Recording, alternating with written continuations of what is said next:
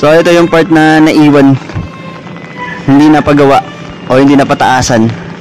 Kaya mas malalim yung tubig dito. Ito yung sayang, oh. Gandang bahay nito. Pero wala nang nakatira kasi kinain na din ng tubig dito. Sementeryo na to. Yan, oh, lubog na yung mga nasa ilalim. Ang lalim dito. Dito pa lang ano na, oh, maghahanggang tuhod na siya. Kung papasukin natin doon, malamang yun yung ibang part doon, nasa hanggang bewang. Ito yung dating ano dito, terminal ng Baliwag. Ayan, so hindi na rin siya nagagamit ngayon.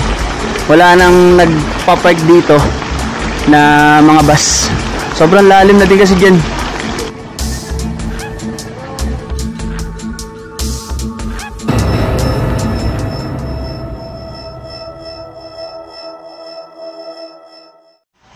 Okay, magandang araw mga kaalabok. Andito tayo ngayon sa bahay dito sa Hagonoy, Bulacan. So may papakita lang ako sa inyo ngayon. Ayan. Grabe yung taas ng tubig ngayong araw. Hindi naman tumataas na ganito kataas dito sa amin sa loob.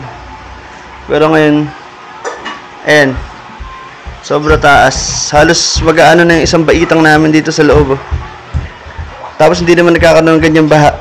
Nagkakaroon lang ng ganyan pagka ano na, magkasabay yung bagyo na may malakas na mga pag-ulan. Pero ngayon wala pang mga pag-ulan na malalakas dito sa part namin, dito sa Hagonoy. Pero ganito nakalaki yung tubig. Ang taas yung tubig talaga, oh.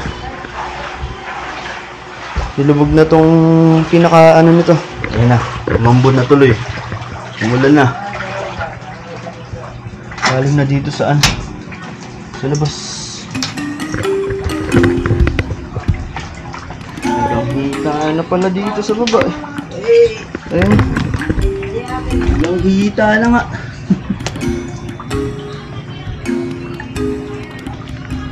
Taas.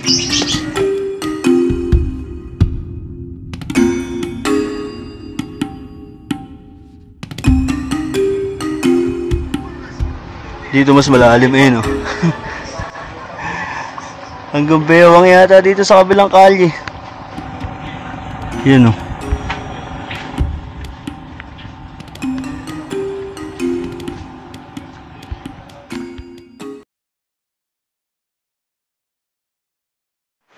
Okay, so day 3 ngayon ng napakatataas ng mga tubig dito sa amin sa Hagonoy, Bulacan. Ayan, sobrang lakas din ng ulan dito sa labas ngayon. Ngayong araw is dapat walang tubig dito sa amin, pero dahil simula nga kahapon nung totally naapektuhan na kami ng lakas ng ulan dahil dito sa bagyo. Yung dapat walang tubig ngayon is nagkatubig pa rin dito sa amin sa loob ng bahay. Ayan. So nagkasabay na ngayon yung high tide tsaka yung bagyo. Dapat wala ito, eh. Dapat hindi ito sasampa dito sa amin. Pero sumampa na rin dahil nagkasabay na nga sila. Yung bagyo tsaka itong ano, high tide. So lalabas tayo mamaya para tingnan lang natin kung ano yung mga nangyayari doon sa labas.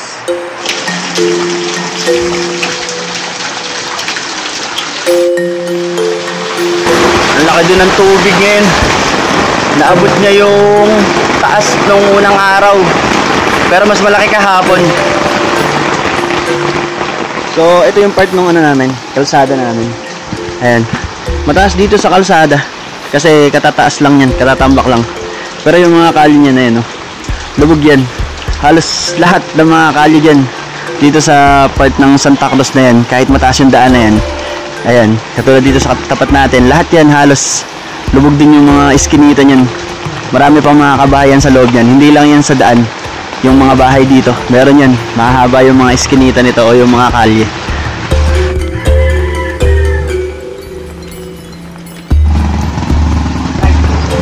So dito naman tayo sa may part ng Purok 1 dito sa amin. Katabi ng Purok namin, ito yung Purok 2, ayan sa likod natin. Tapos ito yung Purok 1. So ito yung part na naiwan, hindi na pagawa o hindi na pataasan. Ayan, kaya mas malalim yung tubig dito. So kung naaalala nyo na nakaraan, ito yung sinakyan natin ng bangka dito. Kasi malalim na nga yung part na to hanggang doon sa may kabilang baryo Santo Rosario, may dumadaang mga bangka dati. Pero ngayon, wala nang dumadaang bangka kasi balita ko nasaraduhan na dito sa ano na to, yung mga dike. Yung mga bangka hindi na siya makakadaan dito. Kaya walang nagpapasada ngayon ng bangka dito. So ang mga dumadaan lang dito ngayon is yung mga tricycle na sobrang tataas.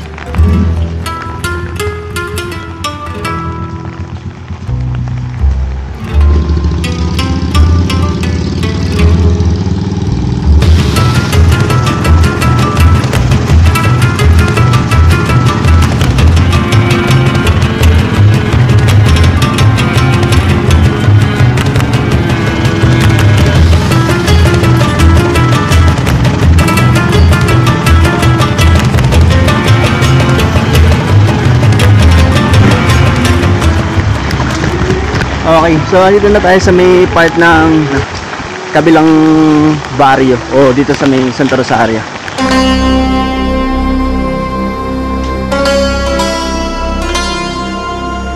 Mga tricycle dito, hindi sila makapamasada kasi mabababa.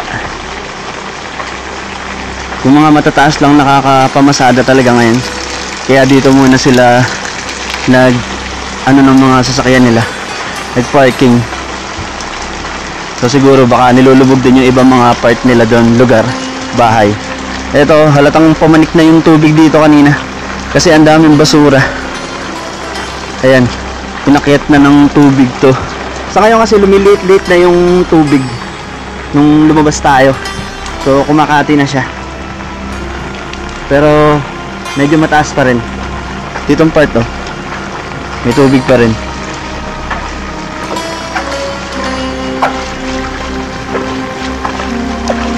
Ito yung isang nakakalungkot dito pagka wala ka pang pagawa ng bahay, pampataas. Ayan, may iwan ka. Kasi nakailang taas na yung mga kalsada dito. Yung nakikita nyo na yan, nakakailang tambak na yan o nakailang taas na yan. Kaya yung mga bahay, ayun, naiwan na. Wala silang second floor. O second floor na nila tong na to. Ayan, lubog sila sa baha. Ito, nabaon na din to. Kalahati na ng bahay nila. Dito din, ayan.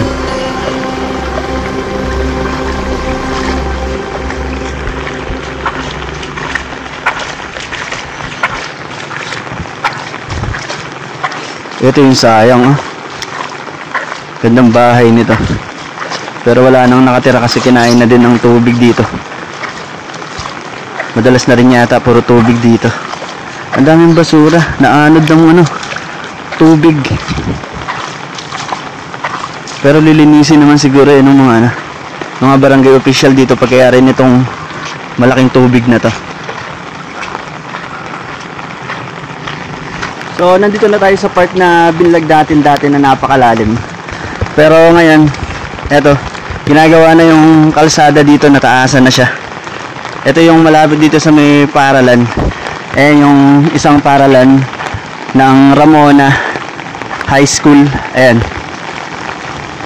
So yung mga kabataan dito ngayon, di na sila mahihirapan tuwing baha kasi mataas na yung kalsada. Ayan. Dati pagka nahirapan sila dito pagka baha, nahirapan silang kung paano sila gagawin dito kasi yung tambak dati isang gandol lang. Ayun. Pero dito ngayon, ayan, makakadaan na sila dito. Okay na yung dadaanan nila dito. Hindi pa nga lang tapos na tapos kasi yung kalahati ginagawa pa. So hindi pa pala natapos to. Bale itong part pala na to, naiwan pa. So siguro baka dahil dun sa simbahan. Kasi medyo lalalim siguro dun. Mga boss. Sige lang boss. Di ako minsan Salamat. Hindi pa pala ito natambakan yung part na to. Di pa. Yung swimming pool yung kalate. Swimming pool. Baka kasi tumaas yung tubig sa simbahan Oo. Tara mga bro. Salamat. Sige lang. Ito yung part na to, mini dike yung tawag dito. Ito sana yung tutulong sa pagkontrol ng baha kaso hindi pa siya natatapos. Tapos nilulubog na rin siya ngayon. Ito yung simbahan. Ayan. Baka nga kaya ito hindi tinambakan muna. Kasi yung bagsak ng tubig nito kahit ulan lang, didiretso dyan sa simbahan kasi medyo mababa yung simbahan. Naiiwan na ng tambak. Kuya! Gano'ng kalaki yung tubig dito kahapon? Mas mataas kahapon, di ba, no? Mas malaking tubig kahapon. Hindi nagkakalayo halos. Oo. Ayun, kulang abot na dyan sa ano. Medyo nilagpas na nilagpas yan. Oo. Kaya nilagyan ng harang. Buti may pump kayo. Panlimas. Buti hindi nag-brown out, no? Kung hindi, walang panglimas. Tara kaya, thank you. Salamat. So, eto yung simbahan. Ayun. Oo, ang lalim ng ano talaga dito kasi iwan. Tingnan nyo naman, mula dito sa itaas na kinalalagyan ko. Ayan. Kung gaano kataas yung dito sa loob. Mga ano to? Hanggang bewang. Mula dito sa daan, sa kalsada. Yung taas niya. Iwan talaga tong simbahan na to. Kaya kung magtatambak talaga dito, kung ginawa to kuya, talaga yung ano, papasok dito yung tubig kasi kahit ulan lang, no. Kaya hindi siguro ginawa muna tong harap. Ano? Oo nga, buti may harang din para hindi pasukin. Lubog na, ano. Oo. O yun nga yung dahilan. Kaya hindi inano to. Diretso yung tubig ulan dito. Pag nagkataon kung uulan lang, bagsak ng tubig dito, papunta dito. Kaya hindi nila ginawa yung ano na to, part na to. Silipin naman natin tong ano, sementeryo. Gilid kasi nito simbahan, sementeryo to. Uy, madulas. Ayan. Lubog na rin dito, oh. Yung bungad ng sementeryo. Buti nakabukas siya ngayon. Alam mo, sinasarado to. Siguro pag umaga, bukas siya. Pag hapon, sarado. Wala, lubog na rin talaga yung ano dito. Sementeryo na to. Yan, lubog na yung mga nasa ilalim. Yung part na to, mas mataas pa to. Doon sa mga part doon, mas mabababa. Kaya tsak na mas malalalim yung ibang mga nicho dito na nakalubog. Tsak na bahang-baha doon. So yung mga naririnig yung ingay ng bangkayan dito sa ano, sa may ilog. Ang lalim dito. Dito pa lang ano na, oh, maghahanggang tuhod na siya. Kung papasukin natin doon, malamang yun yung ibang part doon, nasa hanggang bewang o pahanggang dibdib. Yung mga ibang part dito. Ito kasi natambakan na yung harap na to. Nataasan na to kahit paano. Hindi na rin siguro natin to papasukin yung part na to. Kasi mahirap na. Baka mamaya makatapak pa tayo ng mga ano dito, mga basag na salamin.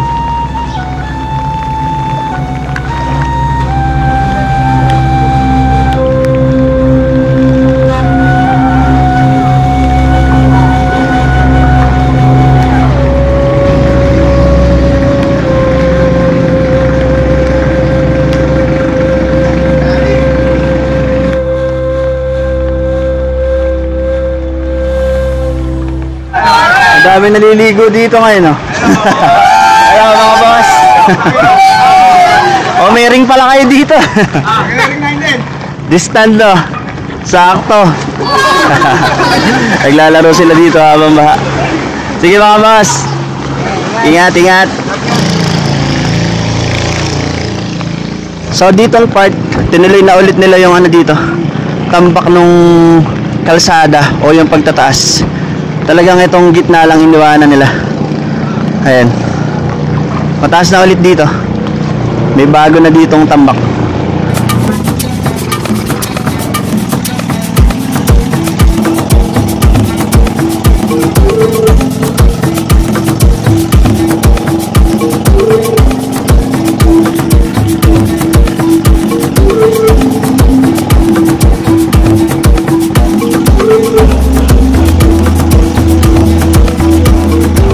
na tayo sa may halos kabayanan o poblasyon ng Hagonoy. Paglipat natin dito sa tulay na to. Pero dito sa Santa Monica Barangay, ang laki din pala ng tubig pa dito. Taas. Tapos dito sa San Jose naman, Barangay San Jose yung kabila na to. Ang laki pa rin ng tubig dito. Siguro dahil to sa pag ulan-ulan, baka bumababa na yung tubig dito sa part na to. Kaya mabagal yung baba ng tubig. Taas ng tubig talaga. Mataas pa rin siya. Hindi pa rin siya bumababa. Halos magpapantay dito sa may terminal yung tubig. Lalo kung hindi bumaba yung tubig yan. So ibig sabihin nilulubog na rin itong terminal na to. Lalo kahapon. So possible na ganun. Yun, konti na lang. Ito dito sa harap natin. Ang taas ng tubig.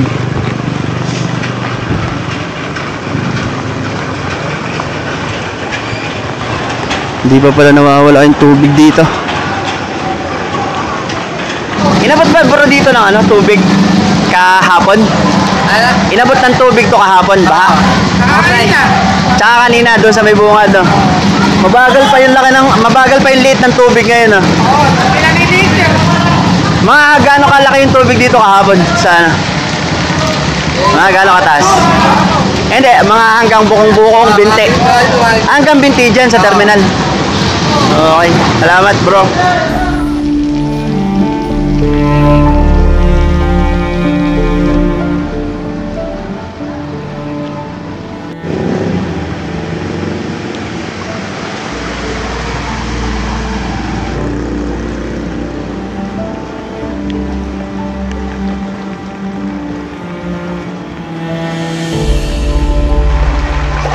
Ito yung dating dito, terminal ng Baliwag. Ayan, so hindi na rin siya nagagamit ngayon. Wala nang nagpa-park dito na mga bus. Sobrang lalim na din kasi dyan. Hanggang bewang mahigit yung taas ng tubig dyan. Yung terminal ngayon ng Baliwag, nandun na sa may part ng San Agustin na gawi. Kaya doon na kami pumupunta pagka sumasakay. Sobrang laki na kasi ng tubig dito. Naiwan na siya, hindi na rin siya nataasan yung part na to.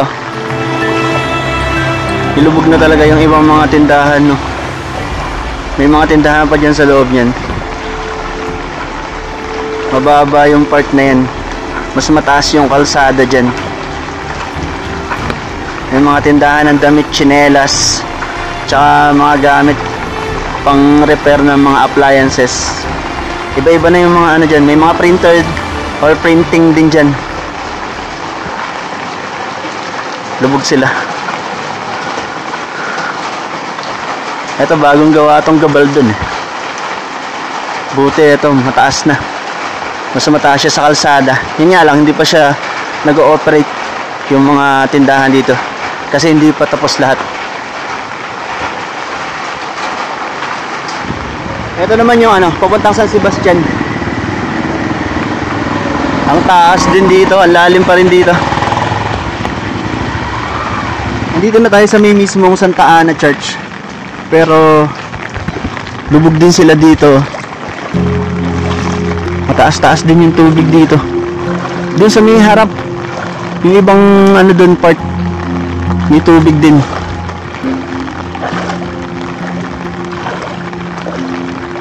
Yung simbahan na to, pinasok na din. Pero alam ko ginawa to mas mataas yung ibang part doon sa may gawi doon. Pero itong bungad nila lubog din.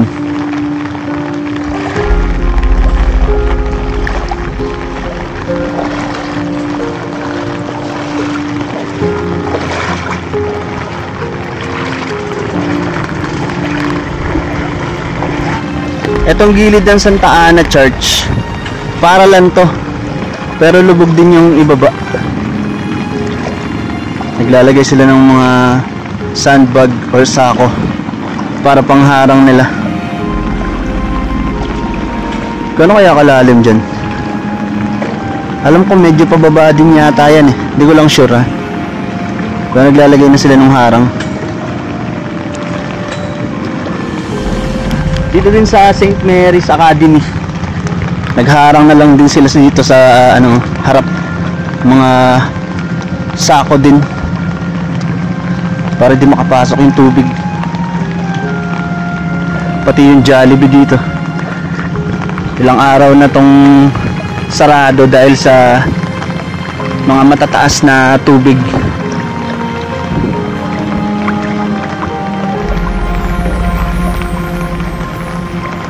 Ang taas pa rin ng tubig talaga, hindi pa rin siya bumababa ng todo.